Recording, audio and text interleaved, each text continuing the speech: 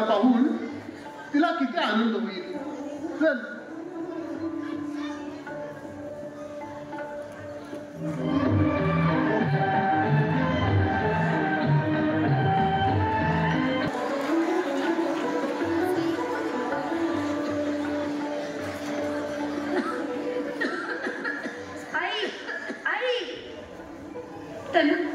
तनु बाळा, आई मी बोलू लागलो.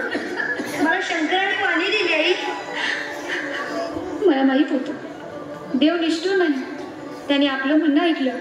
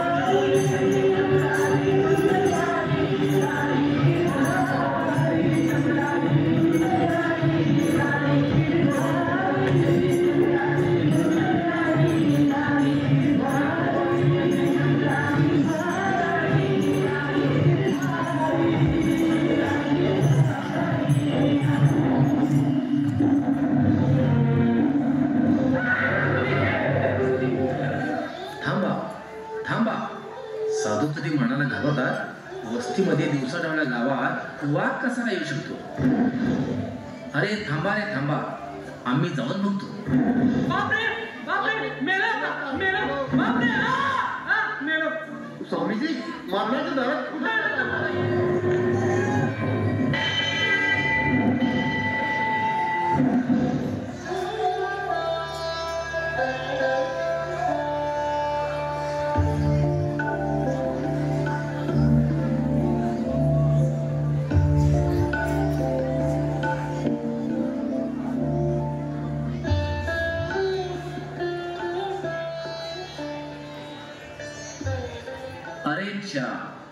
तुम्ही वाघाचा आवाज काढताय काय?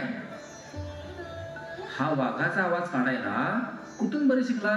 घाबरू नका म्हणून. मी तुमच्यावर रागवलेलो नाही, उलट मी तर तुमच्यावर खुश आहे.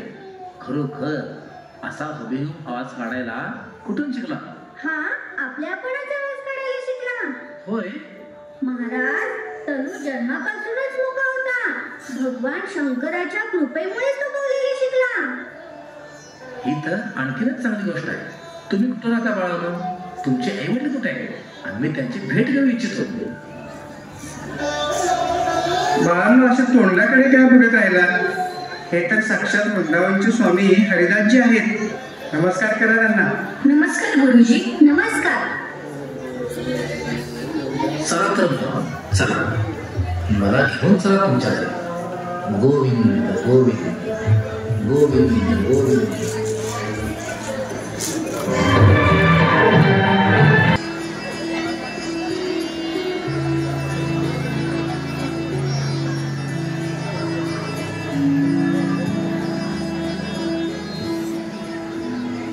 माझं परम भाग्य की आपण त्या गरीबाच्या झोपडीत आला.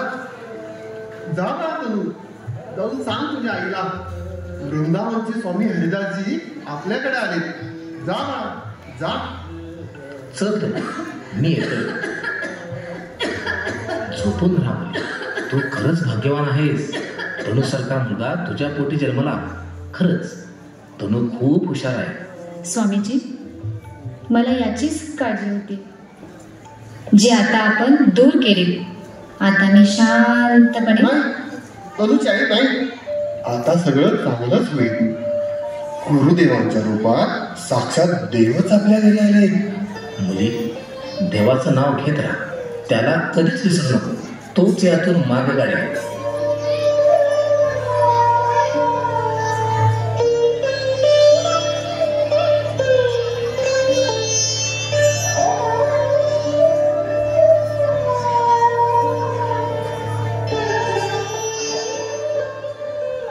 तनूची आई आता शेवटची घटका मोजत आहे. ती आता फार काळ राहणार नाही. काय माझं कसं होणार, तनूचं कसं होणार? त्याची काळजी नसावी. तनू समाजात एक मोठी व्यक्ती बनेल. साक्षात भगवंतानी त्याच्या वाणीत अशी एक गोष्ट दिली आहे की ती हजारो वर्षातून एकदाच ऐकायला मिळते. तनूला संगीताचे धडे आम्ही देऊ. तनूला तुम्ही आपल्या बरोबर घेऊन जाणार? नाही, आता नाही. आता आम्ही तीर्थयात्रेसाठी जात आहोत. वृंदावनात पोहोचण्यास 4 ते 5 वर्षे लागतील. तुम्ही तनूला ग्वाल्हेरच्या मोहम्मद घोष यांच्याकडे घेऊन जा आणि माझं नाव सांगा.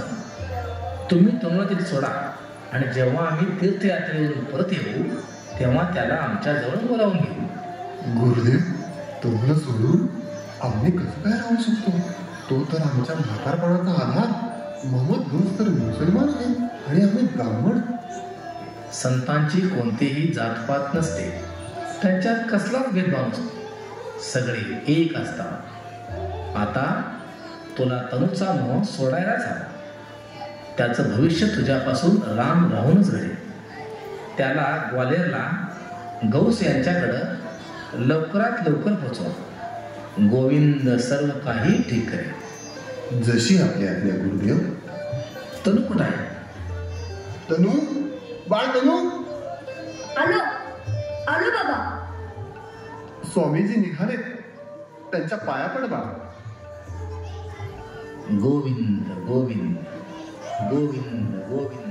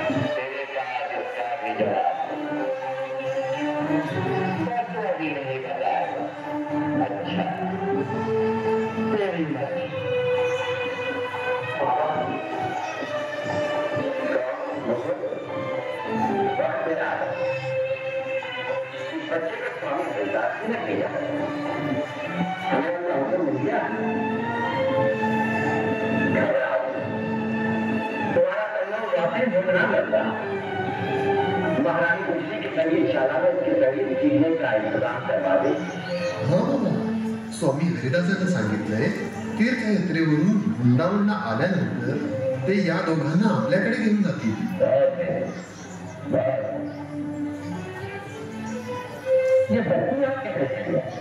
बाबा, हिचे आई वडील नाही, फक्त काका. लहानपणापासून ती तनू बरोबर खेळत आली आहे आणि जर तुमची आज्ञा असेल तर ही पण तनू बरोबर.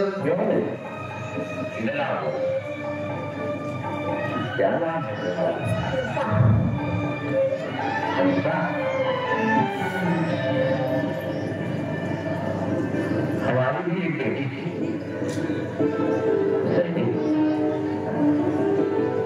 चल बची बेचारी, बिल्कुल उसी की तरह नाम भी कितना मिलता जुलता है.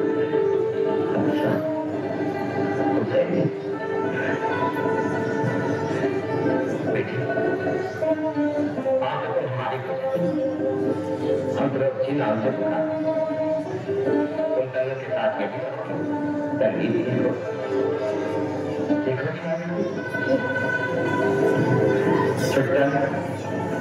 दोनों बच्चों को राजा मानसिंह की सभी चारा मिलेगा और वहाँ उसका बच्चों से कहेगा इनके वहाँ रहेंगे और जमीन का इंतजार करेगा। जाओ जाओ।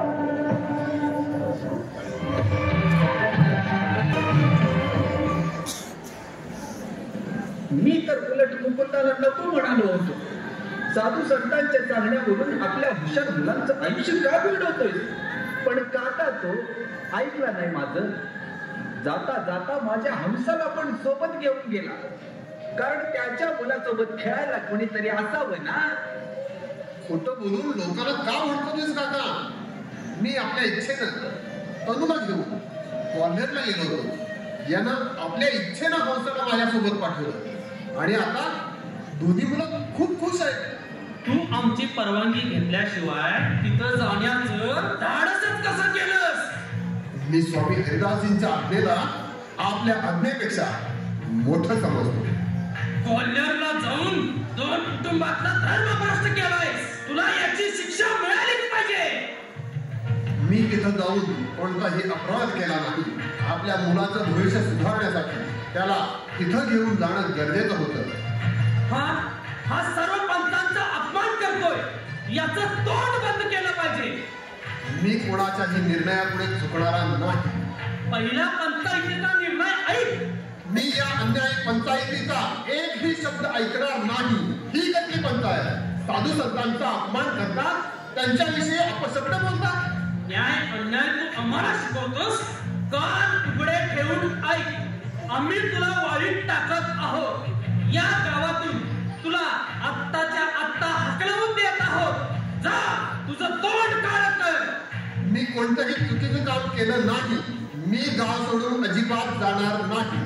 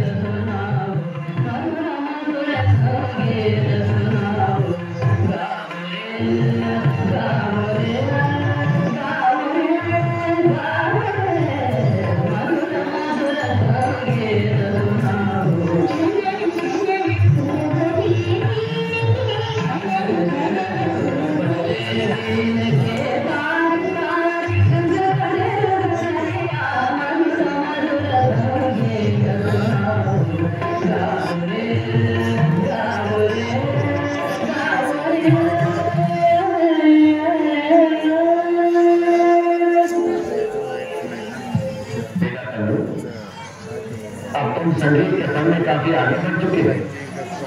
सारे संगीत शाला हमारे संगीत की तारीफ करते हैं। अब तुम्हें कहाँ जाना है याद है? नाही, तुम्हाला सोडून मी आणि कुठे जाणार? नहीं बेटे, तो हमारे पास स्वामी हरिदास की अमानत है। वृंदावन से तुम्हारे लिए उनका बुलावा है। बाबा, अब तुम्हें नहीं जाना होगा। बाबा, तो इथे राहून संगीत शिकू शकत नाही का? नहीं बेटी, स्वामी हरिदास के पास रहकर ये पूरा संगीत गा रहे हैं। मग मी तो मेरे पास नहीं। जा जाने की तैयारी करो।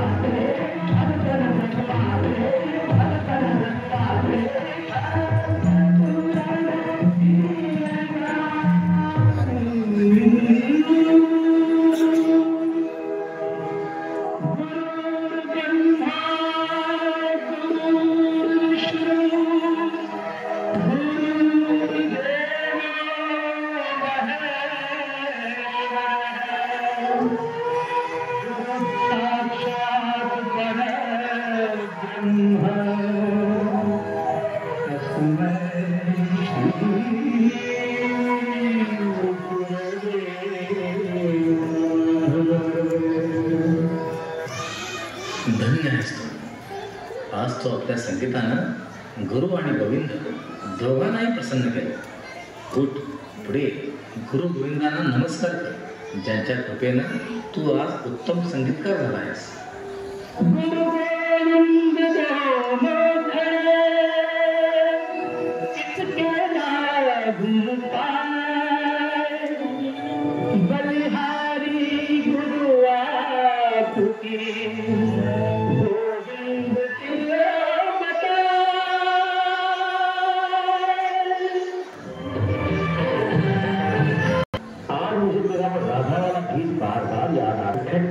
कई दिनों तक नहीं आया। तब क्या कहा था दुखिया राधा? क्या वो जिंदगी भर उसे यही परेशान करता रहेगा?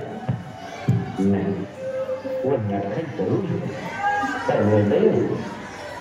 यही कहा था ना राधा ने।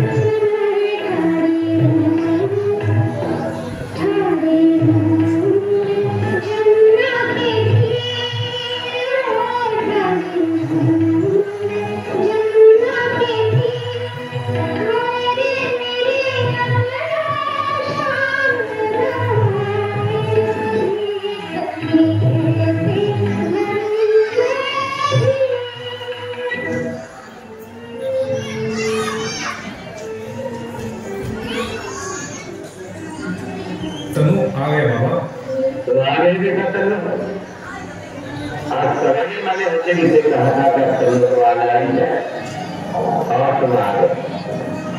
सरकार खिलाड़ी है बेटी की दिल की बात समझ तो नहीं सनोभाई दूर से आया है उसके खाने पीने और आराम का जरूरत नहीं जरूरी। हाँ बाबा बैठ निकालने ख्याल है ना अब हो गई सोचा तुम पूरी दुनियादारी के बंधन में बांध तो मेरा छुटकारा हो जाए इसे तुम हाथ तुम्हारा याद करता है तो जबान पर एक बोल भी नहीं रहा इसलिए पूछा इसका भी ख्याल है ना बाबा काळजीच करायची झाली तर मला संगीताची काळजी करायची संगीत क्षेत्रातलं माझं ध्येय तर अजून बरंच दूर आहे सारी मंजिलें एक ही जगह पहुंचती हैं मैं जानता अपने संगीत में माहिर हो चुके अपने संगीत सही जगह की जरूरत है इंशाअल्लाह वो भी जल्दी मिल जाए।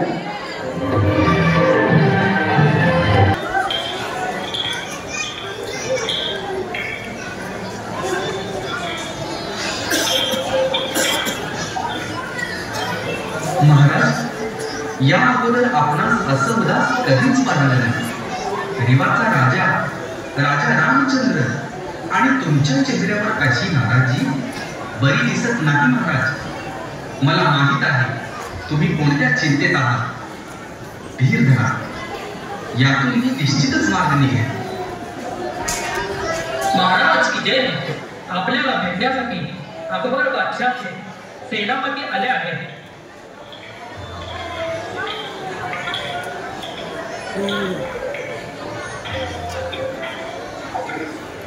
हीरा लेकर कंकर लेने आया हूँ महाराज आपके लिए ये खड़ा हुआ और क्या हो। तुझं बोलणं आमच्या लक्षात आलं नाही। राजकुमार के बदले मैं एक अपना आदमी मांगता हूँ। अशी कोणती व्यक्ती आहे की त्याला देऊन मी राजकुमाराला सोडवू शकतो। तानसे तानसेनवर अशी हजारो मुलं कुर्बान। महाराज मुझे पूरा भरोसा है तानसेन का गाना सुनते हुए राजकुमार को रहम नहीं करेंगे बल्कि इतनी दूर बैठे बिठाए आपको हुजूर की कुर्बत हासिल हो जाएगी। ते काही असू दे मी तानसेनला कोणत्याही किमतीला सोडायला तयार नाही। मी नक्की जाणार महाराज जाणार। तानसेन महाराज तू जाणार नाही तानसेन। जरी शहेनशाहवर तुला दरबारात जागा देत असतील तर आम्ही तुला आमच्या हृदयात जागा दिली आहे। महाराज आपल्या डोळ्यात पाणी चांगले दिसत नाही। मी अकबराच्या दरबारी संगीतकार म्हणून नाही तर तुमचा मित्र म्हणून झाला। मुलाला सोडवण्यासाठी मित्राला अकबर बादशाहच्या दरबारात पाठवणे ही योग्य आहे का? महाराज माझा निर्णय झालाय। मी जाणार। सांगा कधी निघायचं आहे आपल्याला?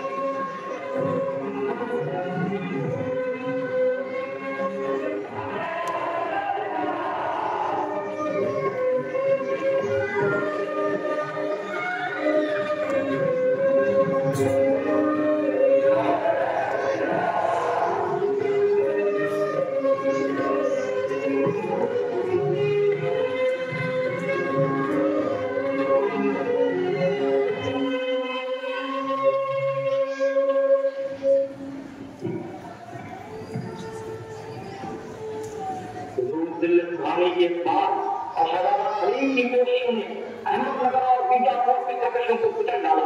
अब उन कूदरों पर दौड़ के मुखिया के हाथ का पत्र लगा रहा है।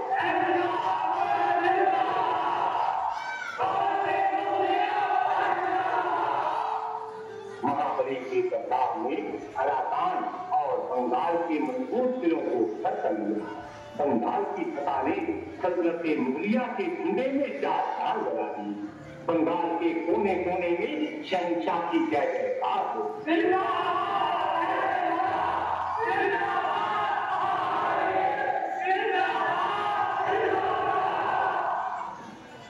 आलम बना दो मुल्कों के जीतने की खबरें सुनाई गई। तमाम दरबार मुशर्रफ के नामों से गुजर था, लेकिन चेहरे में पर खुशी की एक किरण भी नजर नहीं आई। हम तुम्हारे शनाख्ती की दाद देते हैं। वाकई हमें तशवीश है, तरद्दुद है, फिक्र की बात की जाए अपना बेबल। हमें फख्र है कि हमारे नौरतन आसमान के 9 सितारों की तरह रोशन और ताकत, उनमें कमर है, अतारत है, मुश्तरी है, मगर जोरा नहीं। हर एक रतन मौजूद है, लेकिन संगीत रतन की जगह खाली। जब हम देखते हैं कि हर कुर्सी का बैठने वाला उठकर हमें अपनी सरफरोशी और कारगुजारी की दास्तान सुनाता है, उसी वक्त हमारी नजर आखिरी और खाली कुर्सी की तरफ होती है।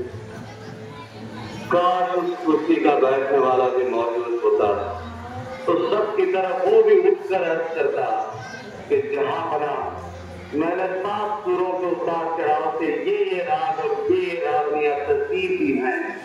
मुलायदा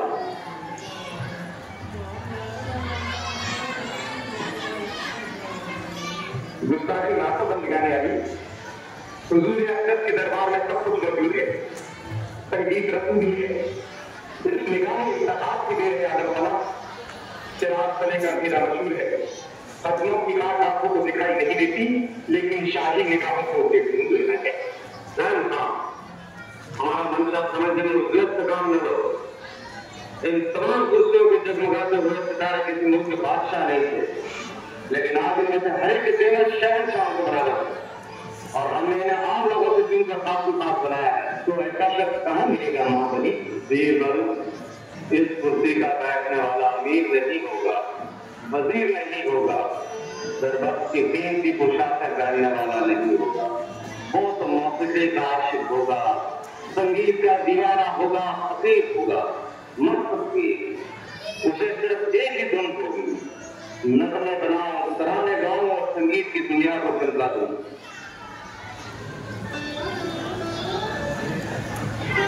तुम कौन हो जर्रा नवाज? यही है वो दीवाना है मौसीकी जिसकी तरफ बंद गाने आने का इशारा था। गुलाम ने चश्मा खुद देखा है। इस दीवाने ने अपने नगमों की बरकत से खुश की बहरा को गुलिस्तान में बना दिया। नाम क्या है? मौसीकी के इस आशिक को तानसेन कहते हैं। आलिया आलम तुम्हारे फन की मुनासिबत से किसी ने तुम्हारा नाम खूब रखा है। अब हमें भी अपनी खूबियां पहचानने का मौका दो, हम भी मुश्ताक हैं। जिस शख्स को ताल और सूरों की इतनी जबरदस्त मालूमात है वो खुद पैसा गाता होगा। माझं भाग्य आहे की मला अकबर बादशाहच्या समोर गायला मिळते। गुस्ताखी माफ हो हुजूर, पण माझी एक अट आहे। मारोजा यासाठी माझ्या मित्राच्या मुलाला ताबडतोब आपल्या बंदीखान्यातून सोडण्याचे आदेश देण्यात यावेत। हमने मंजूर किया। जैन खान साधों को तरतीब दो, तानसेन गाएंगे।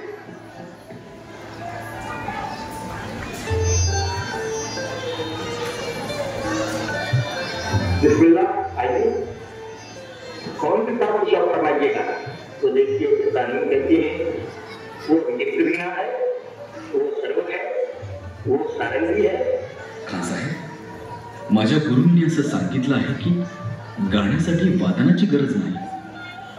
जर सूर योग्य लागत असतील तर प्रत्येक वाद्य आपोआप वाजायला लागेल। बहुत अच्छा है। मैं बात कहे तो वो बगैर ताकों के ही गाएंगे।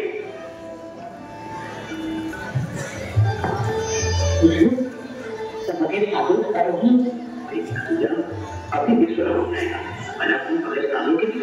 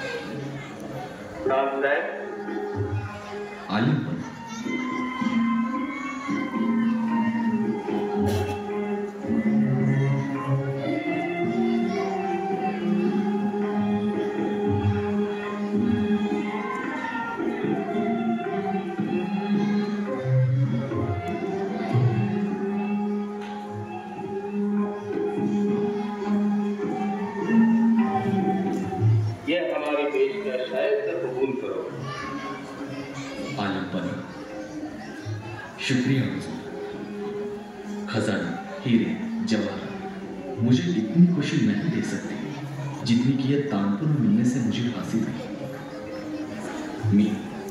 मी याचा मनापासून स्वीकार करतो। तो मैं तानपुरे के जरिए हिंदुस्तान को वो संगीत, वो नगमा, वो राग रागनी आता तो चाहे एक दिन हिंदुस्तान में मुगल सल्तनत बाकी न रहे, लेकिन तुम्हारा संगीत बाकी रहे। चाहे एक दिन हिंदुस्तान को भूल जाए, लेकिन तुम्हारा संगीत जिस वक्त लोगों के कानों में पड़े उन्हें फौरन याद आ जाए कि तानसेन की बनाई गीत है और तानसेन अकबर के दरबार का नाम। जो हुकुम आपण म्हणाल तसंच होतं। आपलं हुकुम माझ्यासाठी सर्व काय। आज के शुभ अवसर पर ओरछा के महाराजा इंद्रजीत की प्रमुख राजरत्न की राय प्रवीण संगीत शिरोमणि तानसेन के संगीत की लय पर अपना श्रेष्ठ नृत्य गाएंगे।